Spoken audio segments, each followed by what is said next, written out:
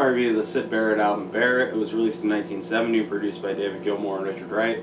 So this was the first Syd Barrett album I got. I don't remember getting it, like when I got it specifically. I remember I ordered it from FYE because I couldn't find it in any stores. I didn't have the internet. So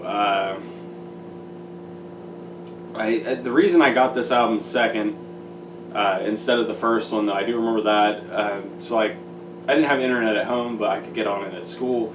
And so while I was at school, I would read like reviews of basically like I stumbled across this reviewing site that was written by this Russian guy, and I still go back to it and like read it. His name's like George Strostern, I think, or something. I don't really know how to say the guy's name, but the site that I was looking at then, like, he doesn't write new things on that, but occasionally he puts out like other new stuff. But anyway, I was reading his reviews of the stuff, and I don't usually like agree with the guy's opinions, but I just kind of enjoy reading his reviews. But he said that this was, like, he liked this album less than Madcap Laughs, but said it was the more normal sounding of the albums.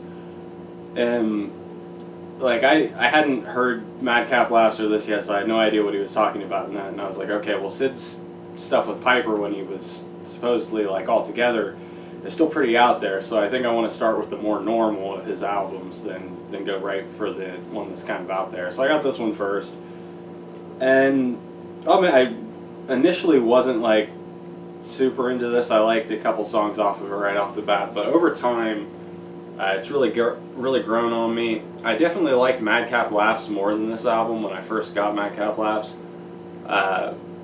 but my opinion on that's kind of shifted, and I don't know so much whether that's nostalgia or whether it's like, I don't know, that this album is just kind of better, but this album has kind of gone over Madcap in some ways for me, I feel like, but at the same time I also feel like Madcap's better in some ways. So I don't know, it's really hard to choose between these two albums, which I think is the better one. This album is definitely different. I can't remember exactly who backed Syd on Madcaps, but here you got Gilmour playing bass, Wright playing keyboards, and Jerry Shirley on drums. I always thought that Gilmour did some guitar, but I watched this interview with Jerry Shirley where he was talking about this album, and I just kind of like stumbled across the interview on YouTube. But he was saying that from what he remembered, Gilmour was pretty insistent on wanting Syd to play all the guitar parts, which, like, I think on Madcap, Syd pretty much just plays acoustic, at least that's what it sounds like. It doesn't, a lot of the electric work on that sounds like it's somebody else. And here, though, the guitar definitely kind of sounds like Syd. Anyway, into the songs, this album opens up with Baby Lemonade, which I think is a great opening song. I think, well, this was one of the first songs that I really got into off of this album, and it's got this really cool guitar opening, which I, for some reason, always thought that it was Gilmour that played that, but I have no idea if this is true or not because I read on Wikipedia, but apparently it says that was like something Syd was playing for a warm-up, and Gilmour recorded it and used it for the intro for the song. But anyway, I think it's a really good opening track. It's got some really good guitar on it. It's really catchy. This, one of the differences between this album, so like Madcap Laughs versus this album, I guess, like instrumentally this album I think is a lot more kind of solid sounding than Madcap's, because, you know, Madcap has a lot of instances where it sounds like the backing band was having a hard time following Syd or whatever. On this song it does sound like I'm not sure if this is the case or not, but in the interview I watched Jerry Shirley, he said that sometimes like they were playing along with Syd and like trying to follow him, and then like other times they would have where he had just played the whole track through, and then they were just, you know, could listen to that and play along with it. But this kind of sounds like they were following him, because it does sound a little bit like he's unsure of where to go with the drums in some points during this song, which is something that happened a lot on Madcap Laughs, but happens less on this album. And another kind of difference, which I think shows in this song, is just that Syd's vocals on Madcaps were a lot like, I don't know, they were a lot more like emotional, and it just seemed, I don't know, it seemed like he was more into it. On this album, a lot of his vocals are kind of I don't know, he seems very, whatever he was going through at the time seems to have made him sort of like detached and not like very into it. So this album has definitely like a different vocal style than Madcap's, or it's one way that I think I prefer Madcap to this album, but like I prefer the instrumentation on this album a little bit to Madcap. Sorry, rambling, but anyway, Baby Lemonade, great song, great opener. Second song, Love You, kind of a slower song, strange love song, I feel like, lyrically, really. But it's like a complete Sid thing. Good song, kind of took me a while to get into it. I like the Rick Wright keyboard parts a lot. Third song, Domino, another slow song, but this one I was more into like right off the bat just because of the whole atmosphere of the song and stuff. It reminds me of like, I don't know, just like really bored people playing dominoes on like kind of a rainy day. It's just got this dark kind of trippy atmosphere to it. The fourth song, It's Obvious. One of the songs on here that like, Sid had this quality. It almost seems like it seemed like he was just like making the stuff up as he went along almost, but it worked. And the song kind of sounds like that. It almost sounds like he just like had the title and a couple chords and he's like, all right, it's obvious, and then just went. Like, I mean that in a good way. It sounds like he's just making it up as he goes along in a good way. The fifth song, Rats, really weird song. Always liked it a lot. Used to randomly just sing it a lot because it's really, I don't know, it's a really weird song, but it's really entertaining.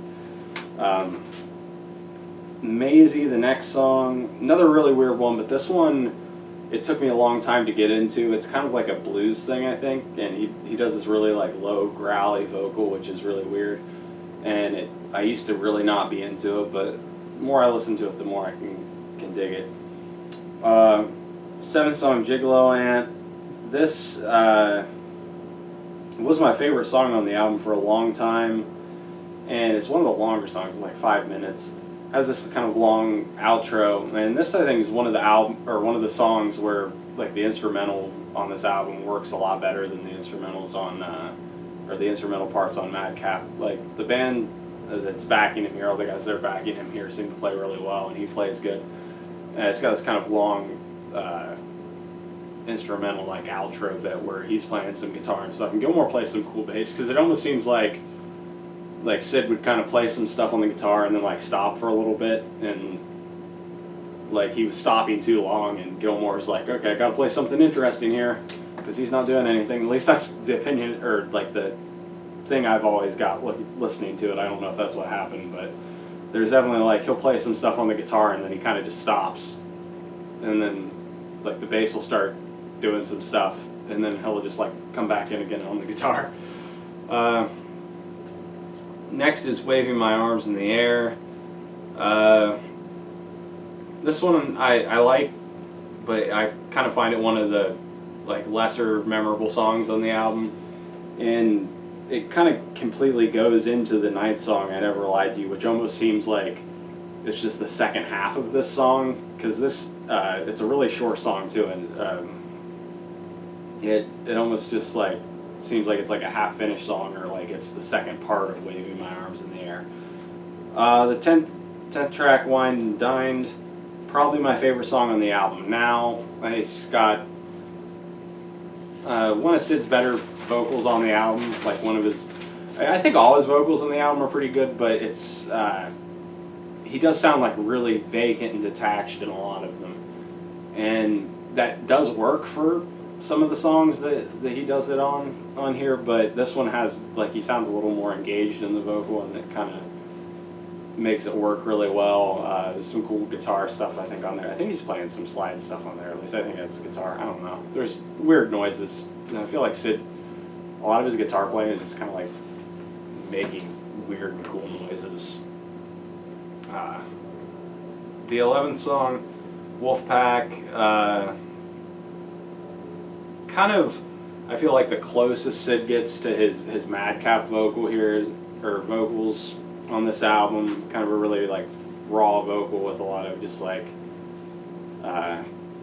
more emotion going on than he has in some of the tracks, and some interesting guitar too. A song that, I don't know, it sounds a little like chaotic and disjointed so it took me a while to get into it, but now I really like it. And then the album closed with Effervescing Elephant, which apparently Sid wrote when he was like 16, and it's just this really like charming little whimsical song about an elephant, and it's got a kind of funny joke ending. But perfect way to end the album, in my opinion. Just really a brilliant song for the age he wrote it at, and then just like, I don't know, it's a really fun song. So yeah, Barrett. So like this album, I don't know. I've heard. I think the negative opinion that I've heard on this album is that it takes out, like they tried to sanitize the music and make it more normal, and that kind of took away what made Sid kind of unique and special as a songwriter. And I don't really see that. Like, I think they did try to make this album more listenable than Madcap, and I think that in a way they succeeded. At least, especially instrumentally, with the vocals and with Sid's, mainly just the vocals, because I think the guitar stuff he plays on here is really good. But with the vocals, he does seem a little more distant and detached, and I think that his vocals on Madcap are a lot better than here, for the most part. As far as like, I don't know, he's just got some really great ones on there with like Octopus and Dark Globe and things like that. But here, the instrumental parts are definitely a lot more solid. It's a little more, I don't know, it's a little less weird, but it's still really weird. Like, that's the thing. You can't unsid Sid's songs. There's still just nobody else would write songs like that. So I don't think that it, like, I don't know, makes Sid less interesting, as I think some people put it. I think it's makes him a little more like listenable in some ways, but I don't think that's a bad thing. I don't think that it has any songs on it that are quite as strong as the best moments on Madcap, because I mean, Madcap with, it's like Octopus. I keep saying Octopus and Dark Globe because those are my two favorite songs, but off that album. But like, I don't know, it doesn't have any songs that I think individually reach like the heights of those songs, but at the same time I think it might be a more like solid collection of music in some ways than Madcap, just because of the mainly the improvements in the instrumentation, and it's like less, I don't know, it's less of a difficult listen. It might, like, I started here with Sid. I think it's probably a decent place to start with him. I'd probably recommend starting here over Madcap, honestly, because if you're, especially if you can't handle like a lot of weirdness and you need to take a lot to like get used to that, I think this is a less weird album. It's a little more digestible.